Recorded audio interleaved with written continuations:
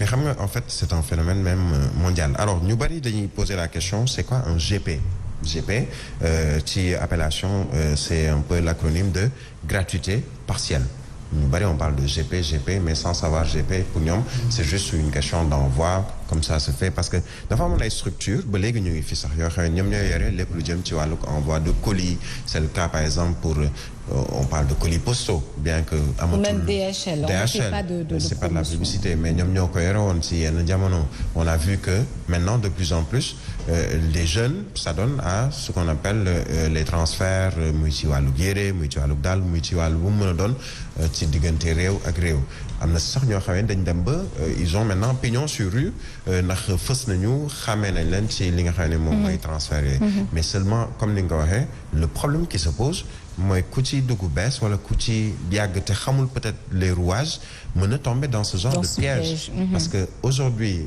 xam nga li nga xam ne moom mooy trafic de drogue c'est un phénomène mondial criminalisé ngay gis ñu ne la police des polices ñu ngi ciy wax Interpol ñu ngi ciy def seen liggéey ak yeneen c'est une occasion également pour ceux qui sont dans ce domaine-là de faire attention xel bu rafet rek nga ci mën a am Yacine qui m'envoie à partir de Paris benn kii damay jàpp ni bon je la connais elle va pas mettre certaines choses ci biir mais la confiance n'exclut pas le contrôle parce que gis nañ fi sax ñu nga xamante ni dañuy jël par exemple potu diw daal di say jël drogue man maa ko gis benn vidéo bu nga xamante ni mi ngi circulé benn waaye buy def GP moom Italie lay jógee di ñëw Dakar dañ ko defel li nga xam ne moo di drogue ci biir pot yooyu noonu donc moom heureusement qu'il a eu le réflexe de vérifier autrement da doon yegg ci aéroport bi ça se fait dans les douanes dans les douanes peut-être bu aéroport wala ci port yi et cetera il y a toujours ce contrôle mais il y a toujours loo xamee ni peut-être ça peut passer par les mailles du filet parce que peut-être li ñuy contrôler ci ay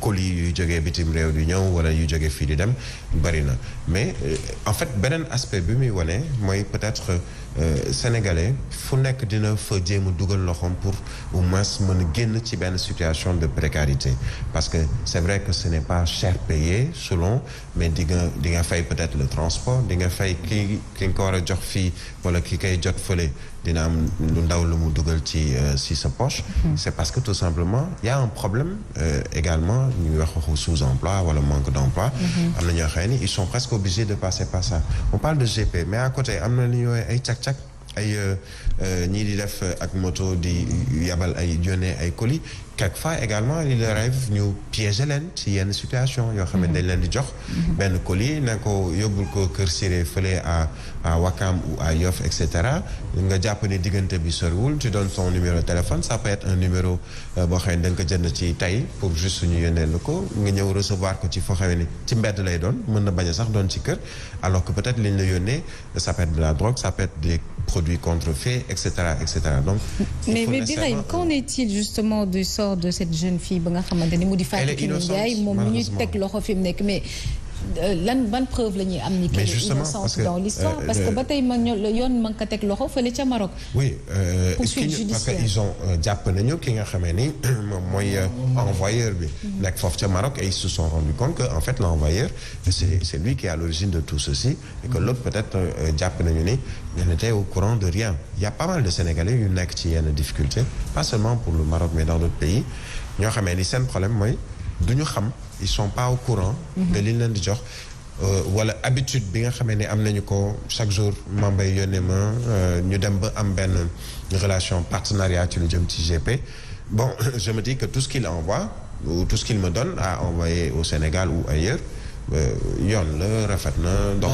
amul problème dara amu ci mais quelquefois nag am na ñoo xamee ni dañ lay xaw a nax nelawal la ndax chaque jour ñu yónnee la lu baax ngay vérifier chaque jour. après la prochaine fois nga naan bon c'est vrai la confiance n'exclut pas. pour gagner sa confiance sax mën nañ ak tout le temps ñu lay jox. mën nañ la ko yónnee pendant 1 an. mais chaque jour ñu yónnee la. uniquement pour gagner sa confiance.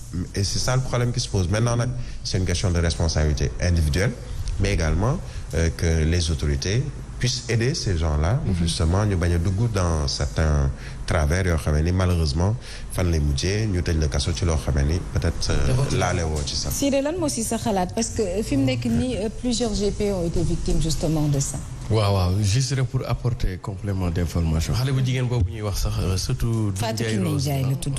surtout du Ndiaye Rose la. ah ndeysaan. elle avait 22 ans. Elle était étudiante au Maroc. D'ailleurs pare na sax étude am dafa waroon a ñibbisi en réalité mais ba nouvelle yi may mujjee am bàyyi nañu ndaw si quoi mais jàpp nañu. d'accord ok bàyyi woon nañu ndaw si quoi ba d'ailleurs mi ngi doon wàcc sax pour ñibbisi quoi. en tout cas nañuy maytu rek ñiy def ci liggéey boobu nañuy maytu rek c'est un job très exposé quoi. très exposé quoi. alors merci beaucoup aussi de dinañ dellu si waat ci kanam comme ni ngeen ko xamee fi mu nekk nii dañuy daal di dem rek dem rek xanaa daal di jël waa Trafic News bu fekkee ñu ngi ci yoon wi wa ilaa rek ñu dugal El Hadj Ahmed Aïdara kon may leen jungal bi waaye s'il vous plaît.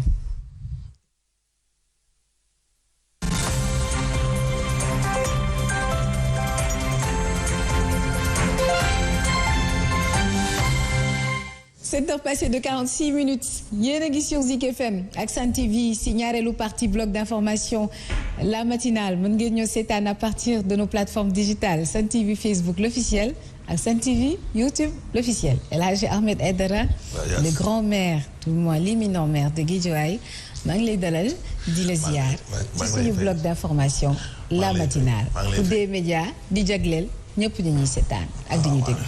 maa ngi jégalu tam ci tardé bi. non mais tardé chaque jour mais il faut qu'il y ait des sanctions. waa Siré maa ngi siyaar. mais Ahmed. Alaaji Ibrahima. maa ngi siyaar. monsieur le maire. le grand maire le beige marron là. waa Siré waay. dama la tontu. waaw. procureur bi. waaw yaa ngi ko doon duma ci audience bi. waaw mais fan yii yaa ngi koy duma ci sañse bi quoi gis naa batik yi ngay def quoi. baa li yooyu yaa ngi changé style di duma batik demi saison yooyu. kan la sëñ Bass. waaw sëñ Bass. mais nag Siré. dañu leen chance question démb bi wala jaru ko. waaw mën nañu jàmme mais dama la yóbbante benn affaire bu ma doyen yi wax doyen yi nee nañ. waaw sàcc yi ñu ngi leen di bëgg a sonal mool 2. nee nañ ñoom li leen jaaxal mooy. waaw mool 2 dafa am benn écran. caméra mais poste police bi. waaw ak poste douanier bi. waaw ci lañ ñëw dajji seen oto. jël seen i bagages dem quoi. te ñoom ñu ngi koy jooy fu ne quoi. non loolu poste police. waaw poste police ak poste douane bi nekk mool 2.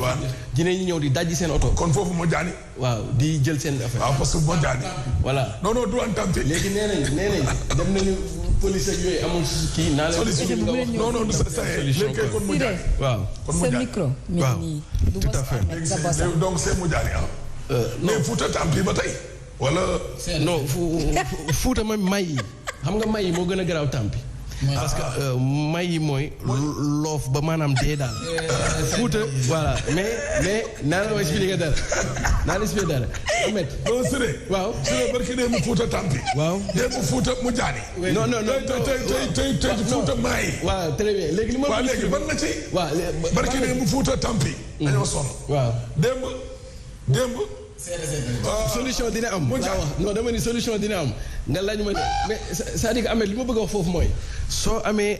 jafe-jafe waaw d'accord waaw léegi Mambay su ngeen amee. mais à quel Siré se fier le Siré tampi. wala le Siré. Modji wala Maay. Modji wala le Siré Maay. le Siré tampi. waaw léegi Ahmed dama lay expliquer une affaire waaw léegi yow soo amee jafe-jafe. waaw oui ma Ahmed soo amee jafe-jafe. waaw Ahmed dégg nga may expliquer dañ naa ko une minute. non Ahmed fa nga may expliquer ma dégg nga benn. waaw Mambay. waaw Yacine waaw léegi ma expliquer bi rek. waaw léegi yow. waaw léegi soo amee jafe-jafe ak say kilifa. waaw non waaw même rek. tey boo nga déglu très bien. waaw nekk une minute rek. c'est une minute rek. soo amee jafe-jafe.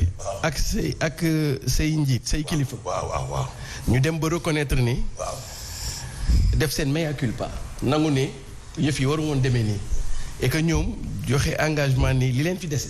danañ def seen képp kot kàttan ba tali yi taxaw hôpital yi taxaw projet liggéey booy am liggéey waa léegi loolu yow. jaratul. non jaratul nga leen di pousse ba ci miir bi léegi yow da ngay xaw a desserrer tuuti may leen au moins ñu mën a ressaisir. def waaw yow ñii juróom-ñeenti at. waaw. Fouta tampi ba ñu dese leen ñetti at wala mooy de ñetti at nga.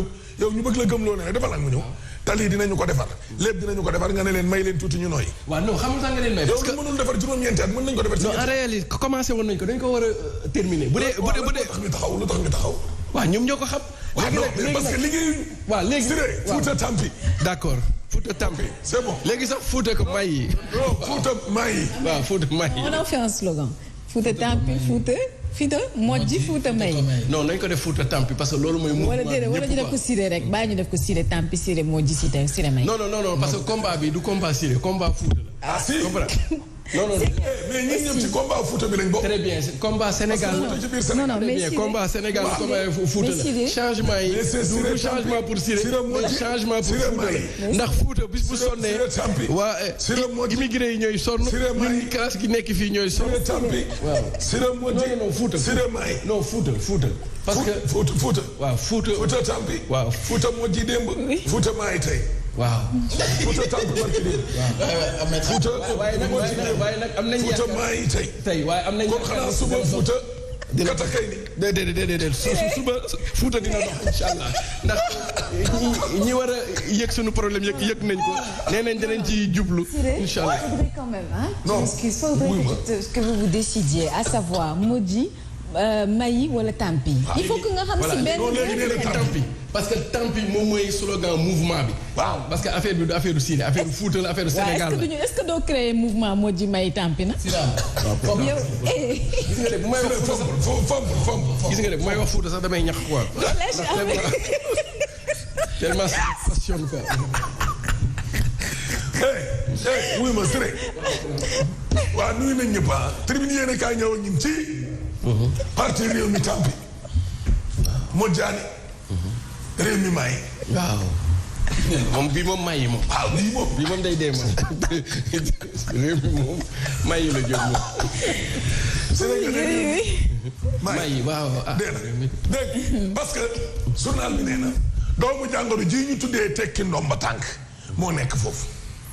dégg réew mi may la sabab lu ni mel nag mooy calculer Idrissa Seck diggante 2007 ba mu demee wuyu Ablaye Wade ba 2013 ñaata doomu aadama ñoo ko bàyyi.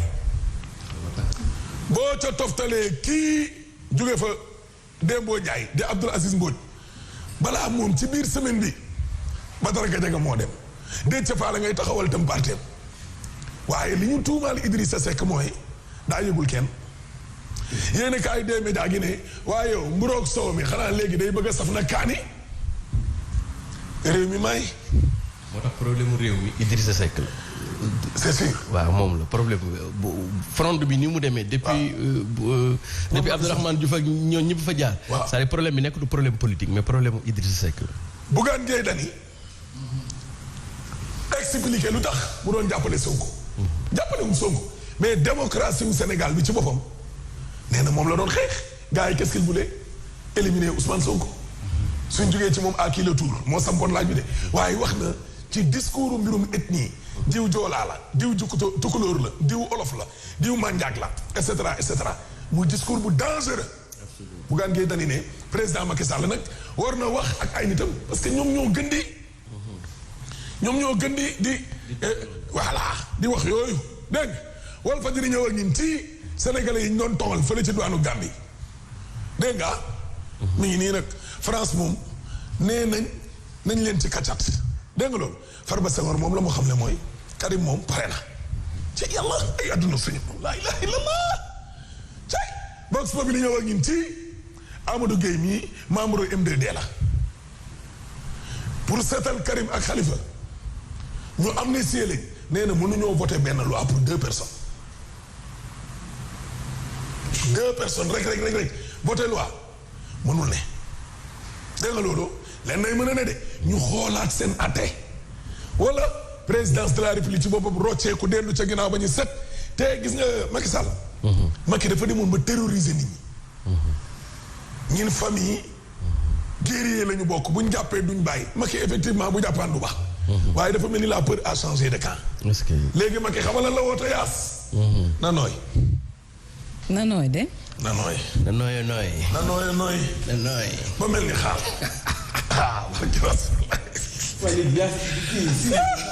na nooy gi lu tax mu ne non c'est que kii MD da ngay waaru quoi del jël Siré la star du plateau c'est Siré dégg nga loolu Siré Tampi Siré Modji.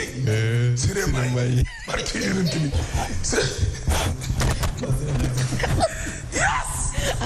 Ndeye jëlal Siré s'il te plaît. non vraiment non mais non. mais jëlal Siré. Amen. Siré léegi dafa fri dafa bàyyeeku. non Ndeye jëlal Siré. avant il se retenait bëggul woon sax ree mais léegi dara ba daanu ci table ba ndeysaan. homme du match. non. Siré boobu ne voilà. le voici. monsieur Siré est là. non mais kii. Siré Mbaye. Siré. oui. Siré jugal waay nit ñi gis la. waa Siré waaw. voilà. c'est Ahmed. Siré. oui Ahmed. voilà. naka nag. Sud Quotidien ñëw ak ñun ci coowal Ousmane Sonko day dellu assemblée. day dellu assemblée de. kalaame gi député kalaame woon ca conseil constitutionnel. nee nañu day delluwaat fële ca assemblée nationale. dégg source a ñëw ak ñun ci 138 milliards. yi ñu ne mi ngi lalu ci ndoddal Karim. contrainte par corps benn fi su dikkee te fayul jubali kaso ba waaw est-ce que oto yii ñu wax ne Karim a ko joxe ndax buur mën na koo nangu bu dee alalam la maître Moussa Sarr ne ah kay bu dee oto yi ci turu Karim la nu ne Karim yoreel état xaalis mën na nangu ay otoom waaye su dee oto yi nag ci turu PDS lañ ne nag du ko mën a jël de déedéet parce que association reconnue la lay non Siré ngi neexal palaat non man non man dem naa.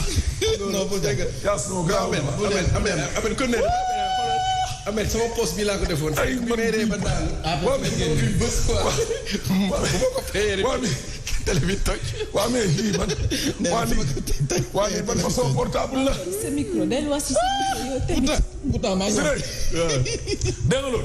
waaw waaye su dee nag oto yi dafa ne ci turu PDS. waaw. du ko mën a jël parce que PDS association reconnue la. Mayoro Faye ne xamul ndax oto yi Ablaye Wade ko moom PDS ko moom wala Karim ko moom. dégg nga loolu xoolal la nooy gaa ngi ne en mode fast track bàyyi nañu kii di Assane Diouf Guy Marius Sagna ak Clédor Sène na nooy Macky na nooy la woote réew mi quotidien nañu même booy jàppoon ca diwaanu bi ñoo na bàyyi nañ leen gis nga yaakaar gaa ngi nii di juddu ñoom ñett yi mujj nañ leen a bàyyi le quotidien yéen kaa ñëw ñun ci ajati nañ ko encore un report conseil des ministres bi dëggal na ko ni ki dem libération yéen kaa ñëw ñun ci coowal xale bu jigéen Siré waaw. boobu noonu ñu pièce ca diwaanu Maroc. waaw ak maire Beñe mi ngi nii maire Beñe ngi nii dégg nga loolu exclusive yéen kaa ñëw ak ñun ci Yankhoba Diattara moom éliminé na Sonko. Madior Fall tailleur machine. def na ba mbaax ku ci ne daal wax na li tax mu ne Sonko mën tam nekk wala bu ko lii dalee du ko mën a nekk laas yéen kaa ñëw ak ñun ci ñi ànd ak Macky Sall yépp février 2022 lañ bëgg ñu tëgg élection yi dégg nga loolu. Yaas il faut me faire signer. voilà dégg gis nga recomposition politique day awaat. 2024 moom ci nii ak ci nee. enquête yi ne kaay nañu gars yi day waxtaan nañu waaye jubóo. sous commission politique bi kon élection locale yi dañu koy mujj aj Birahim Seck ñëw ak ñun ci bël ba def nañ fa juróom-ñaari milliards 400 et quelques doomu aadama dee nañ fa ca Ndar chinois yi doon liggéey commencé chantier juróomi weer ñu ñibbi kon nag Alioune Ndoye ñëwal leeral nit ñi askan wi ñëwal leeral leen jihadistes yi tekki seen doom ba tànk ca boo ko xaraam nag waaye yow man ñoo tamit 24 heures ñëw ak ñun ci. am na ci te reste une minute. waaw mais jeex na. waaw. ñu ngi nii politique ba woon ak léegi bokkul de. gis nga noo politique la ni ngi jàkkaarloo ak génération bu bees. Alioune Tine xam nga lan moo fa jóge Sénégal politique boobu nga xam ne sàcc élection ak élection. prisonnier politique. policiers yi di rey. ndóol gi yooyu dafay war a jug nag Siré. waaw la woon woon di waaw léegi moom Sénégal bu bees rek. ak Fouta bu bees. waaw ak Fouta bu bees. Fouta Maay wala Tampi wala. Fouta Tampi ko Fouta Maay. ko Fouta moo bandira bi Seyla. yóbbuwaale Siré yóbbuwaale Siré s'il te plaît. Siré kaay. voilà merci beaucoup Siré. Siré borom baax na kenn gënu la. merci mais la prochaine fois téléphone bi def ko vibreur d'accord wala silencieux hein. voilà merci beaucoup. wala nga andi li nga koy kiiwee. Mame Mbaye Ndiaye nag la ñuy daal di dalal rek mu daal di faram-fàcce xibaaru suba si léegi nii lay doon incha allah mu jàppandi ànd ceeg El Hadji Mansour Diop ak Birahim Diadji Touré léegi lay doon bu soobee yàlla.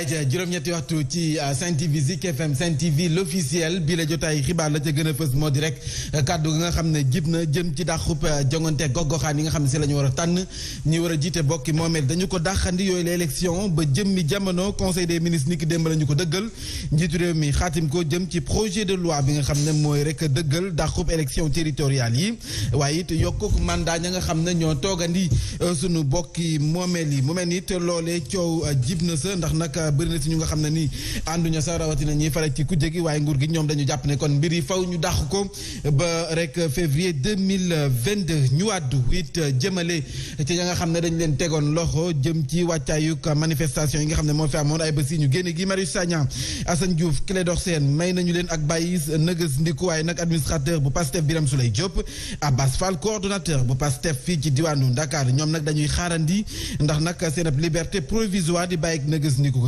mu nga des si loxoy procureur dañaat it jëmale ci parti bi di réew mi bu Idrissa Seck xam ngeen ne ko ña fay démissionné njaw mu ngaa wéy di fa desu xam bin ñu ngay laam-laamee bu Déthié Fall antoogul ñu gis ne kon kii di Aziz Mbodj moom jël na dogal fësal ne kon wan na ginnaaw parti bi di réew mi bu ñu si tolloon nag tàggat yaram Pape Mantam bu lañ si yàndal fas kee ne ko daal keppal yéen kay xëy dëxëñ ak El Hadji Ahmed Aïdara ngeen taaxirlu ñu wàcc si tali bi saytu dem beex dikk bi ànd ci Yacine Seck. Voici Trafic News. Aba Diatta del teel a dugg waaye dañ lay soxla pour xam fan nga trafic bi toll. voilà day fekk may woote yéen ngeen may woo moo tax maa ngi jégalu léegi damay xaar ngeen woo. Aïcha foo nekk. Voilà, merci beaucoup. L'actualité du trafic urbain se poursuit sur Zik FM 89.7 sur la route. Les parties retenues pour des véhicules en provenance de Casse bi mën ngeen progresser au télé national bi yéex na ci boobu le trajet dans l'autre sens aussi mën ngeen dans le trajet boobu le certes il y a des ralentissements à hauteur de croisement 22 bu ngeen dépasser commissariat ba jëm Padoa Builders foofu yëpp faw nga tegg si tànk ci pédale bi su ngeen koy weesu da ngeen di am choix soit ngeen jël à droite jaare ko du côté de Yënguleen sur la VDN foofu lay jëm foire des ralentissements di la fay xaare su ko defee suuf échangeur moom il y a quelques lenteurs mais c'est pas très compliqué yéen ñu ko dépassé mën ngeen progresser tranquille utali Yoff di rappeler que au niveau de l'échangeur du Yoff foofu la déviation yi amatu fa échangeur suuf ubbi nañ ko mën ngeen fa jaare wala boog dans l'autre sens ngeen bàyyi ko foofu la progresser utali parcelle bu Nabil Choucair jëm sax du côté de Mariama Niass ci parcelle bi la ngay teggi sa tànk doo ko mën a progresser Yacine Seck. C'était Trafic News. merci beaucoup Aba Diatta joxante di daje si kanam Mbaye Ndiaye ma bàyyi la nga wéyandi. bi la jotaay xibaar Yacine Seck yéen ci ay ponk dañu koy jukki fës kéene ko waxtaanee ànd Cheikh El Hadji Mouhamadou Mansour Diop ak Birahim Diadji Touré démb lëkk rek nguur gi dëggal si ab ndajam conseil des ministres njiitu réew mi daal di koy xaatim jëm ci projet de loi bi nga xam ne moom mooy dàq jongante gox-goxaan yi nga xam ne si la ñu war a tànn suñu njiiti bokki moomeel yi di élection territoriale waaye it yokkuk mandat ña nga xam ne ñoo toogandi suñu bokki moomeel yi moo xam conseil départementaux yi wala ci maire yi maanaam municipaux yi ba tey ñu desandi ba ci yooyu la élection xam nga ne kon ba dogal ba wàccee ku jëkk politique gi fare ci front de résistance nationale ñoom nag seen ak tontu tardewul benn yoon ci ab bataaxal la ñu xam ne kon jëm ci ay ñàkk déggoo nga xam ne nemmeeku nañ ko si jàpp aw date ngir ñu amal yooyu la jongante opposition bi ñu ngay xam le ni ñoom it jëlut nañu dogal ne kon loolee du ñu si ànd mook te lu njiit njàkk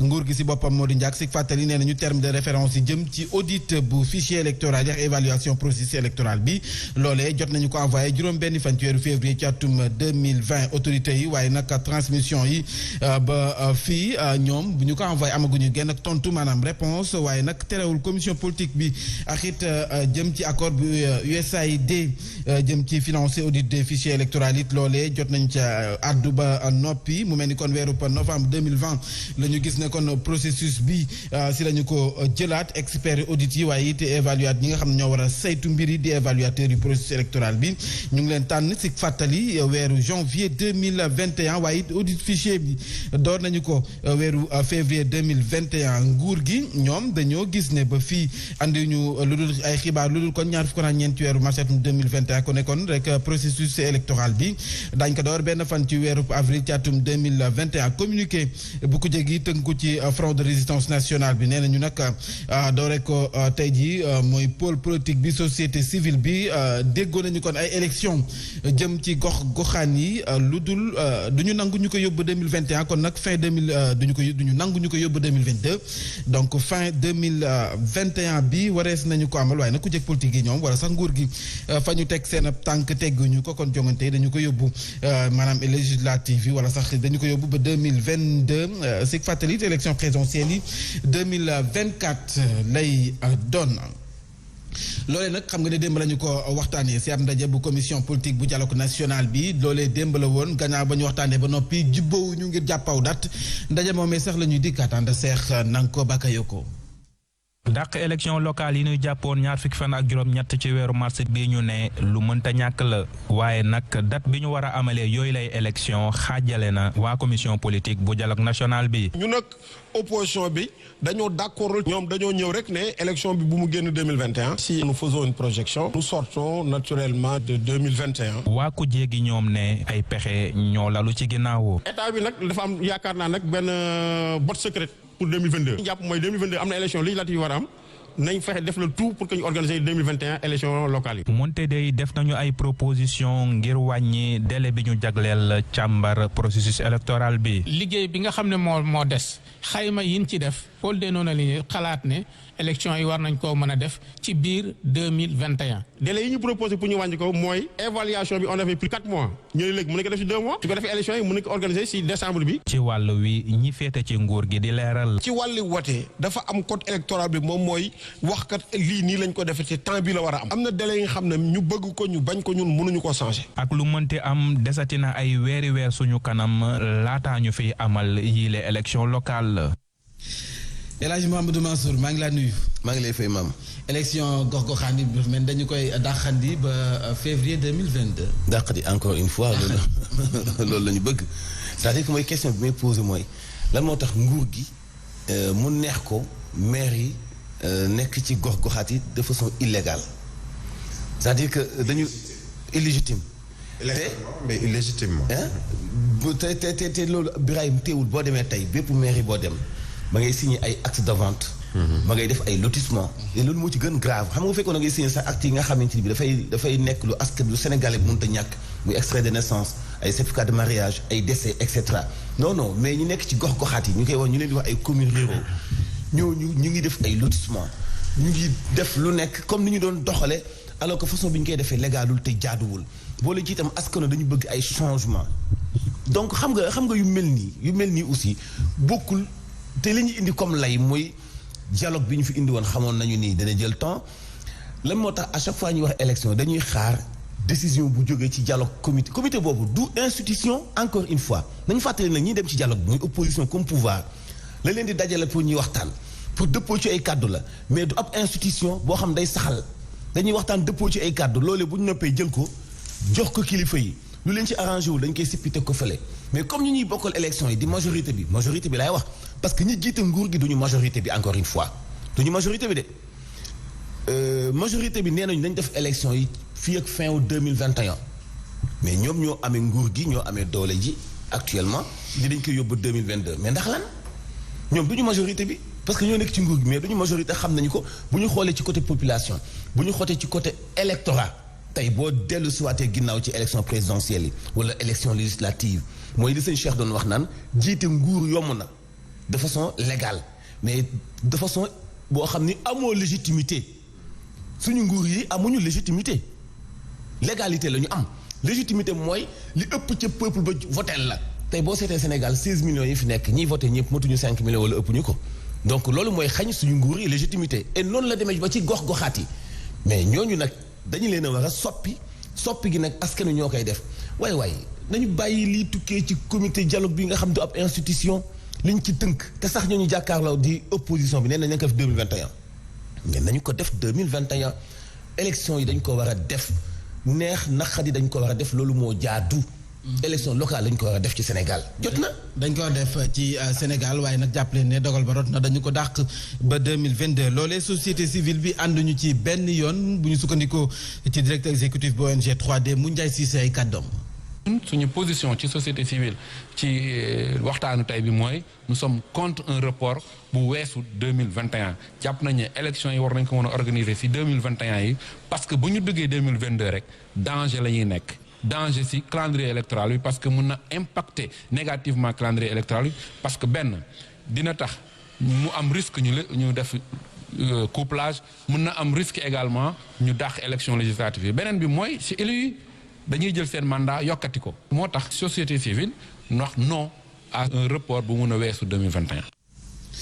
Birahim sànq jot nga ci wax tuuti jëm ci ña nga xam ne ñooy loru ci dàqum élection yi mu di askan wa nga xam ne ñoo waroon a mën a tànn teg fa ka nga xam ne njortees nañu ni mën na doxal seen gox boobee kanam. mooy mbirum légitimité bi ma doon wax sànq Mansour dellu si ci léegi nii c'est-à-dire que aujourd'hui li ci xew mooy maire nekk na benn gox pendant ñaata at.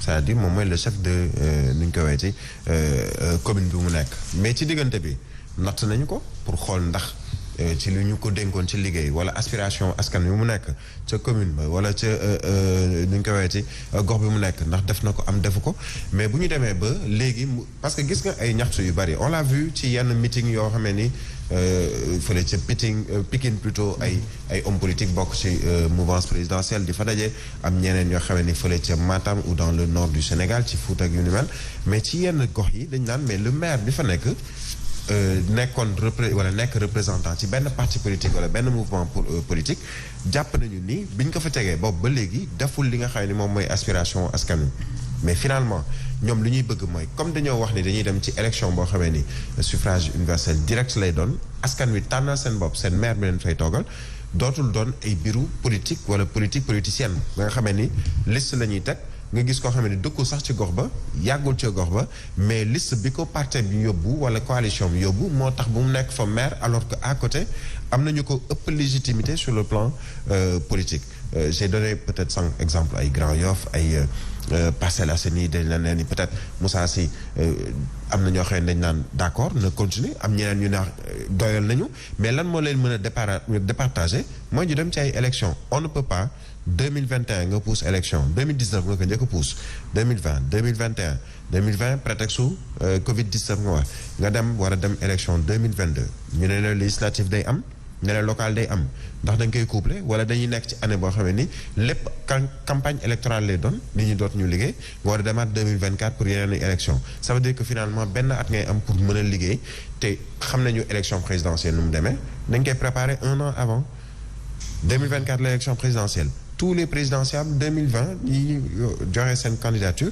2023 ñu commencé seeni campagne ça veut dire que réew mi de 2021 bi ñu ne à 2024 liggéey du fi am campagne lay doon ñu àddu jëmale ni leen ko waxee ci ndorteelu bii la jotaayu xibaar jëm ci parti bii di réew mi nga xam ne ñooy démissionné lim nga mu ngay gën di yokku bii la yoon Aziz Mbodj lay wuyoo moom ci boppam moo fës ne rek wan ginnaaw li nga xam ne moom mooy parti mi dafa gis ne la ko taxoon a ànd ak Idrissa Seck moo fa nekkatul tax na nag mu wan ko ginnaaw ay kàddoom du ñàkk dinañ ko teewlu su ne jotaayu xibaar El Hadji Mansour mel ni kon la nga xam ne moo yëngal parti socialiste yëngal AFP dafa mel ni tey jii moo yëngal parti réew mi muy manque démocratie bi nga xam ne tey ñi nekk ci pouvoir bi ñiy ànd ak ñoom di seeni alliés du ñu leen recadrer ci wàllu boobu loolu mooy dem ba ci parti politique yi ba nga xam ne xam nga tey li arrivé ci parti réew mi bu fekkoonte woon ni démocratie am na fa waxtaan bu dëppoo ci kàddu am na fa am nañu ay bànqaasi parti yu dëgër yoo xam dañuy réunion balaa ñu jël yenn décisions yi xëy na yépp du am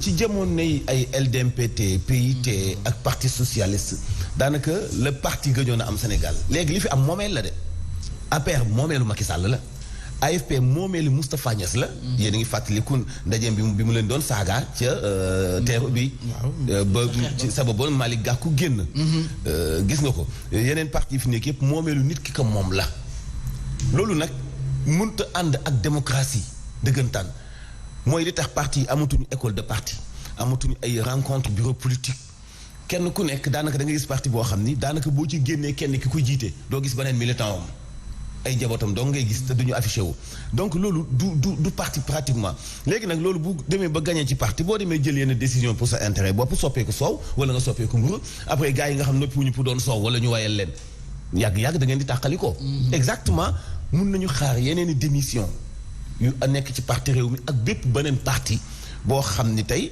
ma jox la benn exemple Moustapha Niasse jamono gi muy dàq ñoom Malick Gakou ba muy créer grand parti jamono jooju la Khalifa Sall nekkoon ci problème ak Aïssata Tall Sall Ousmane Tanor Dieng après def médiation boo xam ni dafa continuer woon moom àndoon ak Macky Sall gis nga ni ñu mujjee ci wàllu calcul sacrifié nañu fi Khalifa Sall Aïssata Tall Sall gis nga fi mujj moom itam donte woon créé na partem osé boobu mais gis nga fi mujj mi ngi ci biir gouvernement bi yow affaires étrangères gis nga calcul yooyu yëpp nag yow boo nekkee ci biir parti nekk intellectuel bokk ci ñu koy gérer di ci def sa alal di ci def sa ñàkk ak sa doole finalement da nga naan man est-ce que man am na lu ma tekkee ci parti bi lan laa fi defati.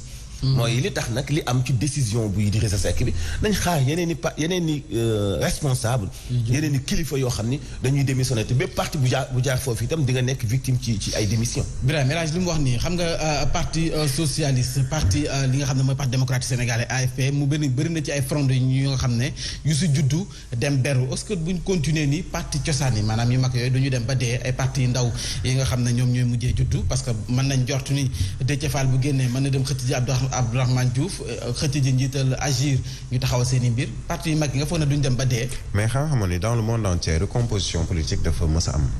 xam nga tey par exemple ñu ngi jël France kan moo fa nekk président Emmanuel Macron.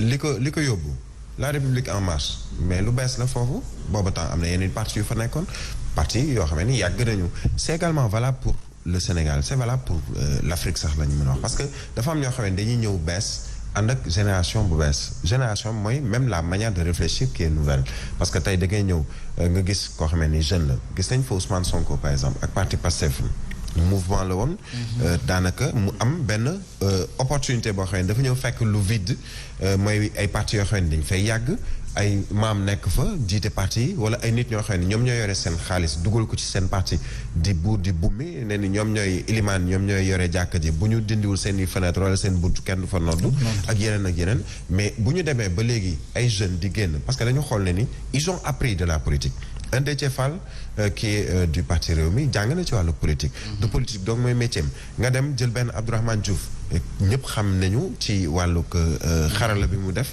ci liggéeyam mais teewul mu nekk ci politique mais bu demee ba xool ne ni ñii ñu jiite tey ce sera valable pour le parti bii nga xam ne APR bi mu juddoo yàggul mais Rewmi 2006 la juddu Idrissa Seck nekk jiite ko 2006 ñu am conviction politique ba ay jamono bu ñu demee nag ba ñoom seen conviction politique yëgatuñ ci seen bopp dañu naan mais dañuy fay jóge parce que conviction bi ñu amoon mooy on est dans l'opposition on reste dans l'opposition lan moo fi ñor wala lan moo fi bees ba Idriss Seck war a dem di ànd ak Macky Sall ci koo xamee ni tu l'as toujours combattu nga dem ci élection présidentielle jël deuxième donc tu n'as plus rien à prouver sur ce plan là ñoom dañoo jàpp ni il faut une recomposition mais surtout alternative politique et je pense que jeunes yi nekk ci wàllu politique tey loolu la ñu gën a wone ñu àddu jëmale ci Guy Marius Sagna ba nga xam ne ni ki dem ba la ñu ko may bàyyi ko nëgës ndiku altine bi mujj la ko juge bu troisième cabinet jot a déglu ba noppi ci sa sab avocat am dugal ak sàkku ngir ñu may ko bàyyi nëgës ndiku loolee antu na maître Moussa Sarr moo ci yëkkati ay kàddu ñu teewlu ko. jeexital bi daal mooy dinañu wéyal liggéey bi ci kanamu yoon ba yoon setal ko wicc ndax encore une fois ci arrestation Guy Marius Sagna bi deful dara dañ koo tooñ téye ko téye négandiku boo xam ne wax dëgg fa yàlla amul benn base légale amul convocation amul mandat d'arrêt amul mandat d'amener ñu koy regretter nag di ko ñaawul parce que état de droit loolu waru fi am waruñu jàpp benn doomu réew mi bu dul dafa wax mbaa def mu def lu jaaduwul bu bokk ci citoyen bu mënti yoon am nga droit far fu la neex waruñu jàpp kenn parce que dañuy jàpp ne kii mooy xaritam politique ou kii la àndal loolu daf fi war a deñ muy Guy Marius Sagna di Assane Diouf di Clédor Sène ñoom may nañ leen bàyyi ko nëgës ndiku waaye nag jàppale ne administrateur bu PASTEF Birame Souleye Diop ak coordonnateur bu parti bi fii ci diwaanu Ndakaaru di Abass Fall ñoom nag ba fii amaguñu ko ndax seen ak sàkkuteef mu ngi desandi ci loxoy procureur ñu ànd Cheikh Alassane Baldé.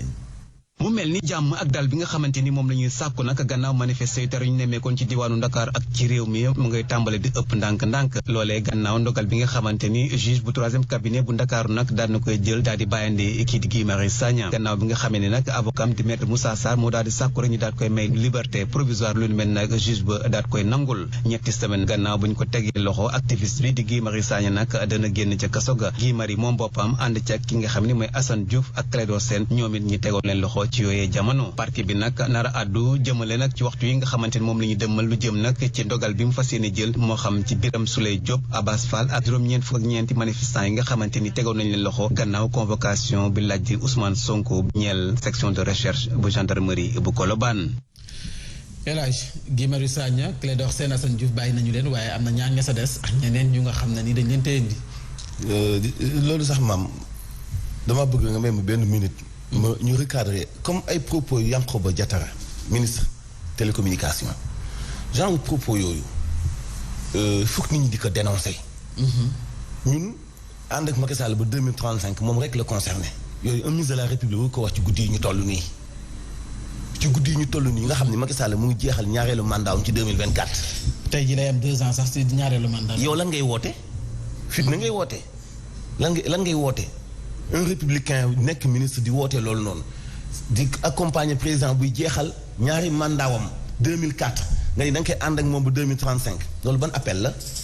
bref Sénégal yi ñoo koy jàngatal seen bopp bi ci des mooy li nga wax ci bàyyi Assane Diouf. Clédor Sène Guy Marius Sagna. bàyyi ñoom si lay Birame Diop léegi dañuy laaj ñi leen téye réew mi moo ëpp solo wala nit ki moo ëpp solo xam nga ñoom Birame Souleye Diop dañu leen tuumaal dañu leen porter plainte ñoom dañu ni dañu utiliser téléphone envoyé ay message ak menace jëmale ko ci ay ministre la ñu wax ñu porter leen plainte yéen a ngi fàttaliku ba ñu jàppoon soxnaam di leen wër ci dëkk bi ñii dañu leen a tuumaal nekk ci pexem taalum réew comment ñi ñu tuumaal nekk ci pexem taalum réew ñu ni bàyyi nañu leen et ñi ñu tuumaal nit ak nit dong ci ay menaces yoo xamante ni bii nit moo leen kalaami bàyyiwuñu leen est-ce que yaa ngi gis yëf yi ni mu taxe suuf ak ñi nga xam ni ni la wayefee ni la légère maa ngi jàppante nañu yow nga kalaame ma man ñu téye ma ci benn situation ci benn coow bi nga xam ni moo ñu yóbbu ñu ñëpp ci niveau boobu mais dañu tuumaal Birahim ni ko da nga bëggoon a taal réew tey ñu xëy bàyyi Birahim man mi nga xam ne yow la ñu ni dama laa yónnee message ñu téye ma ci kaso bi xam nga ça c'est paradoxal. Il faut ñu arrêter di nañu génne wax naa ne bisub le 3 février bi Adji Sarr demee section recherche ba suñu jon yàlla tey képp ku ñu tegoon loxo jeexeetaloo ci wàllu manifestation yooyu bu fekkee apaisement bi ñu woote respecté nañu kàddu yi bàyyee ko ci xalif bi nañu bàyyi ñëpp commencé waat à zéro ñëpp nekk ci jàmm ñi ñu xañoon seen légitimité pour ñu nekk ay candidats ak ay citoyens di ay sénégalais ñu delloo leen ko parce que kenn moomu ko. maam ñu ñëpp dañu bokk juddu Sénégal. boo deful ak ndëngate goo xamante ni bi yàqu sa casier judiciaire nañ la bàyyi nga nekk candidat bi ci des mooy élection locale yi nañ ko def kenn moomul calendrier électoral. faw ñu respecter démocratie réew mi nga xam ne moo tax kenn ku nekk di dund légalement boo attaqué institution yoon dal ci sa kaw. bu fekkente ni tooñ nga nit yoon dal ci sa kaw boo defee lu jaaduwul yoon dal ci sa kaw yoon woowu noonu di dal ci sa kaw en tant que yow sénégalais bi lambda yoon boobu itam moo ni ki jiite na nga respecté ki nga jiite lii ko yoon may muy def élection yi à temps ci ni mu jaadoo nañ ñu respecté tuuti. jëm ci ña nga xam ne jot nañ leen téye ak ñi ñu jot a bàyyi Birahim. waaw am na ñoo xamante tamit bàyyi nañ leen je pense ci Bignona parce que am na ay ndaw yoo xam ne dañ leen téyewoon toujours ci action yooyu nga xam ne amoon na di ay manifester ci à partir du 3 mars bi ñu weesu pratiquement muy loo xam ne c'est une bonne chose mais man ce que je retiens dans ça mooy ni finalement le président de la République au moins ak ñi mu àndal parce que juge bi moom boppam ci xool waaye procureur moom mooy sàkku wala nangu bu fekkee dañuy am liberté provisoire yenn saa yi mu teg fa veto ça veut dire donc procureur am na loo xamee ni ministre am wax na ko ministre am président wax na ko mooy khalife général des mourides ak kilifa diine yi li ñu wax ci désescalade ni nañu indiwaat jàmm par rapport ak ñooñu nga xam ne dañ leen teewoon ñoom ñu ngi ci seen wàll di maanaam kon ñu ngi bàyyi nit ñi ndànk-ndànk mais nañu ko yaatal comme ni ko Mansour waxee mu bañ a doon benn 2 poids 2 mesures wala ñenn ñu bàyyi leen ñenn ñu tey leen fa parce que day nuru leneen mais comme on parle de désescalade nañ continuer ci désescalade boobu. ay ca ñaareelu pàcc bi la jotaay xibaar tàggat yaram lay doon.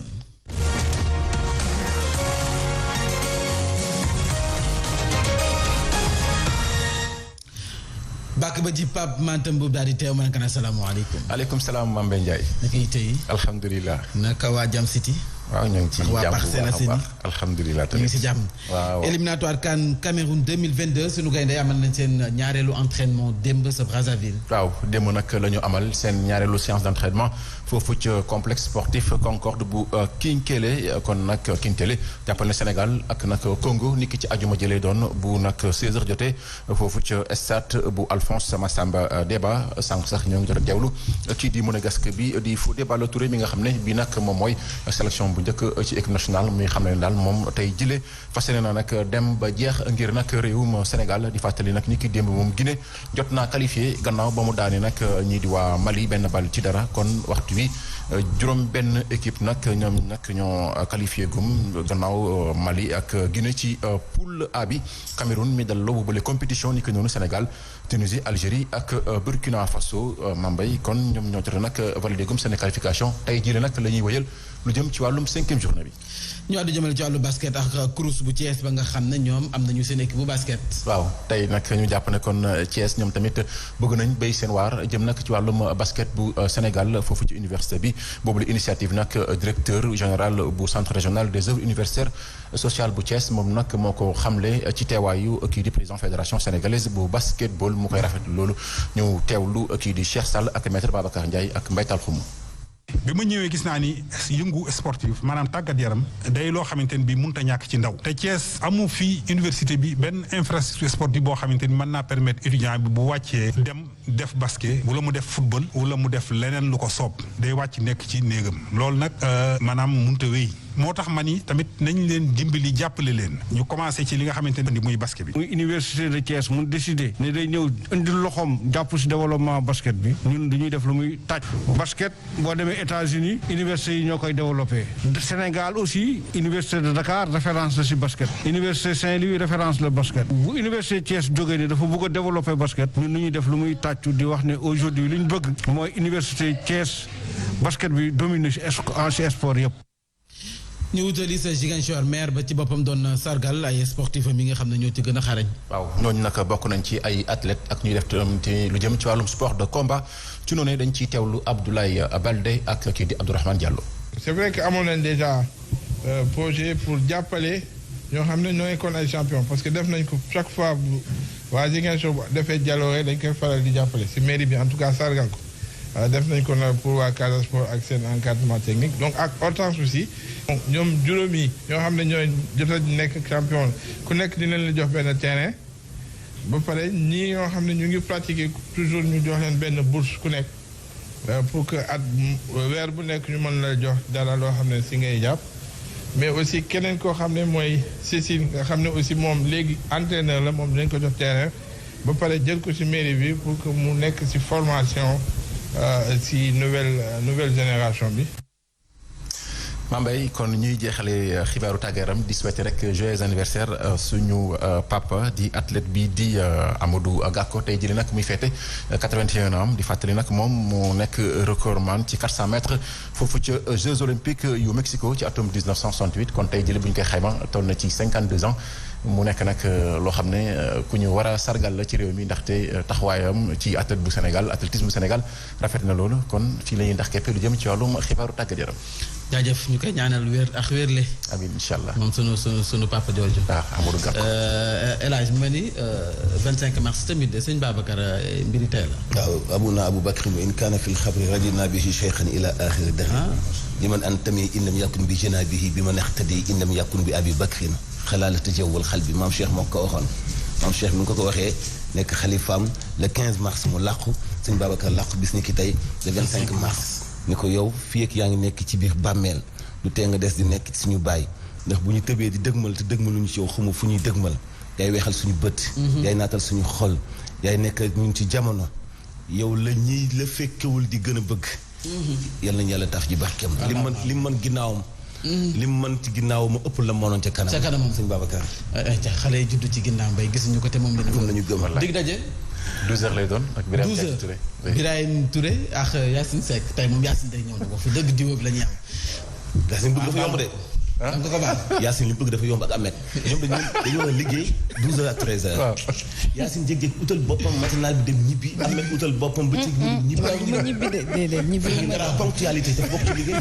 13h moom xam nañu ko comme. waaw El Hadj Mouhamadou Mansour Diop borom. salaamaaleykum salaamaaleykum. ñu jàll si pàcc bu mujj bi soxal bi na jotaay xibaar yéen a kaay xëy fësal El Hadj Ahmed Aïdara. Sendwave seen application yónnee ak jot xaalis bu jóge bitim réew ñëw fii ci Sénégal te doo fay dara moo leen di may seen revue de presse.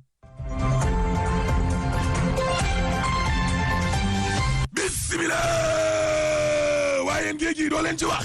terminé ne kaa ne ñeent ci ay nappkat yi waaw daal dina ñuy réeraat nag ci biir géej gi le mar di taali maa la ko wax musiba amatina de kenn daal lañ for ca diwaanu Mbuur gële waaye gis nga Mamadou Ndiaye Boubacar Diouf Daouda Seck Baye Mbaye Ndiaye waaw danoo réer de réew mi ko tijéene accident yi nga xam ne nag maanaam ñoom ñooy am ci biir géej gi day waaw ci ñetti weer lu tolloog ñeent fukk ak ñett ci ay doomu aadama dee ñoo dee inna lillahi wa inna ilayhi rajiun te gis nga ca jamono jooje nga xam ne nag ndaw yaa ngay dee ca biir géej gi day tey suñu kilifa yi lée politique rek enquête yéene kaay ne xoolal ñi nga xam ne maanaam ñoom ñoo seq nag élection locale yooyu waaw ña ngay rayante de mar di tali waaw parce que waxtaan di dialogue bi nga xam ne moo amoon ca sous commission dialogue boobee waxtaan nu ñu tax la de day dugg ci nopp bi génn ca nopp ba ca des parce que Cheikh Sarr mi nga xam ne nag mi ngi bokk ci Benno Bokk Yaakaar waaw nee na ngir ñu organiser nag élection yooyu liggéey bi daal lu tolloo fukki weer ak benn kon la war a durer way Samba moo Ndiaye Cissé waaw nee na ak élection locale yi ba 2022 day mbir la moo xam ne ni mënu koo nangu te loolee mënta ne de ca fay nee na ak élection yooyu duñ ci d'accord tey te duñ ci d'accord ëllëg laa la wax très bien ça les ko yéene kaay ne élection locale yi de waxtaan ba juboo amul désaccord total kay moom moo am ci ñi nga xam ne ñoom ñoo ko seq ca wàllum date ba parce que nguur gi ci boppam day 2022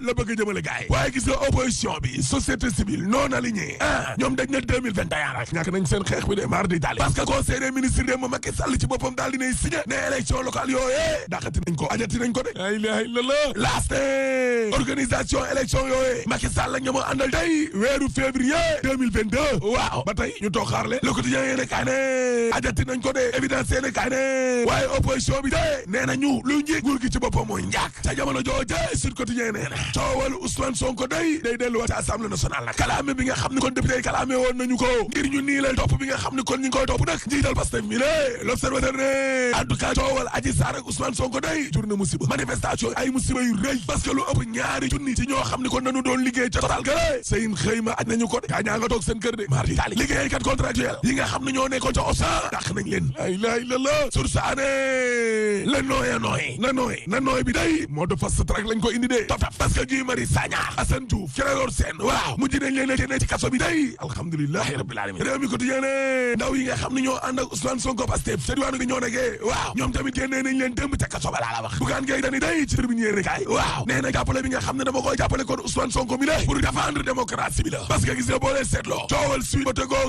lañ na ca biir man daal en tout cas musuma cee wax man Bougane Gueye Dany la fond non te ba ma ko seetee it da ngeen li ma ko wax day wuy ji wala du wuy ji te tam am naa ci moom confiance moom Ousmane Sonko waaye dara pour éliminer Ousmane Sonko la woon rek Bougane Gueye Dany mooy waxtu samay kàddu de njiital gëm sa bopp day waaw daal dinay songo attaqué na discours yi nga xam ne kon nañu ko yëkkati nekk ci wàllum xeet diw joolaa la séeréer la tukulóor la olof la ñeng patiti patata waaw Bougane Gueye Dany nee na te loolee nag mi ngi jógee ci ñooñu ak jegeñaale président Macky Sall Bougane Gueye Dany ne président Macky Sall ci boppam moo war a wax ak jegeñaale mi lee ci seen discours yooyu nga xam ne lu dangereux la ngir jàmmi réew mi njiital gëm sa bopp day waaw nee na ay chef de l'opposition yooyu ay mbirum caaxaan la gars yi dañ ñoo bëgg a divertir exclusive yéene kay ne candidature Ousmane Sonko de 2024 waaw fam jëm Yankhoba Diattara éliminé na Sonko Madior Fall ma ngay téyeer machine 24 heures yéene kay waaye gis nga nag buur la doomu buur la yooyee waaw dañu ko soxlaatul nag laa la wax almintin na dëgg la gis nga politique bi ci boppam sax léegi amatul sens te Sénégal politique bi dem ay élection sàcc ko aj ay élection jël ay doomu aadama tëj leen ci kaso bi wala politique ay policier di ray ndool gi fi ne loolee ci boppam kon moo war a changé laa la wax looloy dëgg de yéeni kaa gi ne waaye nag gis nga politiciens yi lée nekk ci nguur gi opposition bi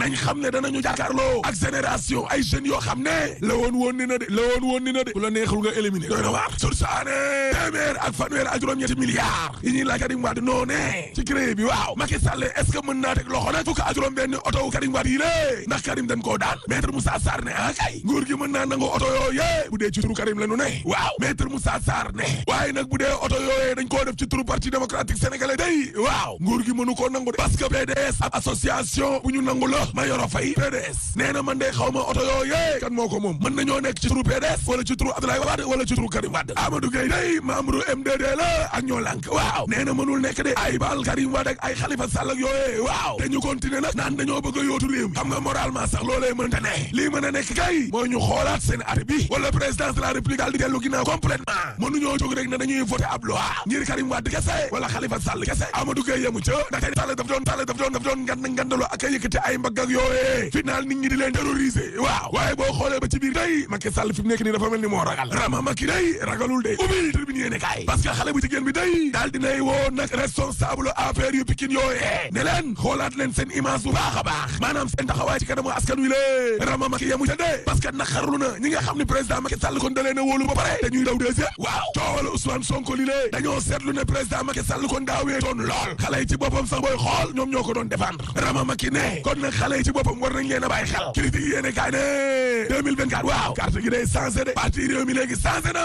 termine yéene kaay ne waxuma la sax diggante 2007 ba 2013 Idrissa Seck li ko fi jot a bàyyi dem seen yoon démissionné waaw waaye mbir maa ngay continuer ba léegi ni la day lii day waxuma la góom la waaye est-ce que seen feebar bi ab docteur du politique mën na koo faj te sax doon nañ yaakaar ne Idrissa Seck ak lañ ko fal ca conseil économique dana tax nag ba nit ñi ko doog ak yooyee waaye ginnaaw ba dara gadaga mi nga xam ni ko tekki na ndoom ba tànkam dem day Déthié Fall a ngi ni lée di waaj a créer a parti politique am laa la wax Déthié tam day dem de ñu ne déet ni waay Abdou Aziz Mbodj responsable juridique ci élection yi ci parti réew mi moom it nee na tekki na ndoom ba tànkam la ilaha illallah yéene kaa ngi ne en tout cas li wóor mooy Idrissa Seck daal la ñu koy tuumaal moom Sow mooy faalewul kenn kippewul kenn ci responsable yu bëree bëri nag tribune yéene kaa ne waaye mburoog Sow bi moom mbaaru daa mujj safkaani moo ma jaaxal Eli Charles Moreau ci Direct News nee na Sénégal gi la nekkul dëkk bu ñuy jaay te nekkul tam dëkk bu ñuy taal yéene kaa gi ne nañu caxa-caxatee nag brèche su ndarge jële chinois yi dee ngay takk seeni bagage en tout cas Birahim Seck forum civil daal waaw génnee na la fay mitti de ca bël ba Alioune Ndoye day moo lancé woon travaux ya 12 novembre waaw 7 milliards la jar allahu akbar juróomi weer lañ ca teg chinois yi daal di takk seen bagage mu waay kon nag ministre de la pêche kooke war naa indi ay gindi leeral askan wi laa la wax te gis nga bël ba lu tolloo ñeenti téeméer ak juróom-ñett fukk ci ay doomu aadama ñoo fa dee allahu akbar octobre 2003 ak léegi yéeni kaa ngi ne kon nag mbir moomee dañ koo war a leeral nguur goo xam ni scandale rek waaye scandale lu bël boobee de ak lu mu rëy du gën a rëy scandale pétrole bi déedéet moo tax suul gaz du ko tere xeeñ te troisième mandat dañ ko fiy tere rek boo paree ma ne la alaaji tëjal Sendwave seen application yónnee ak jot xaalis bu jóge bitim réew ñëw fii ci Sénégal te doo fay dara moo leen doon may seen revue de presse. jaajëf El Hadj Ahmed Aïdara jaajëfal leen bu baax ci teelu bi la jotaay xibaar fii lanu ka ndar keppe laata ñu yëkkati jotaay bi nag faw ñu wàcc si tali bi saytu dem beex dikk bi ànd ci Yacine Seck. Voici Trafic News. Abba Diatta, bonjour, Fotolo. Voilà, merci beaucoup Yacine. Nous avons progressé. Jaar nañ tànk rek su nga xam ne mooy échangeur bu l'émergence ci ñu bàyyi ko du côté de Grand Médine ngeen jël axe boobule wutali mooy rond-point Liberté 6 foofu il y a des ralentissements jëm ci boobule trajet dans les deux sens pour rester ñu bàyyi ko foofu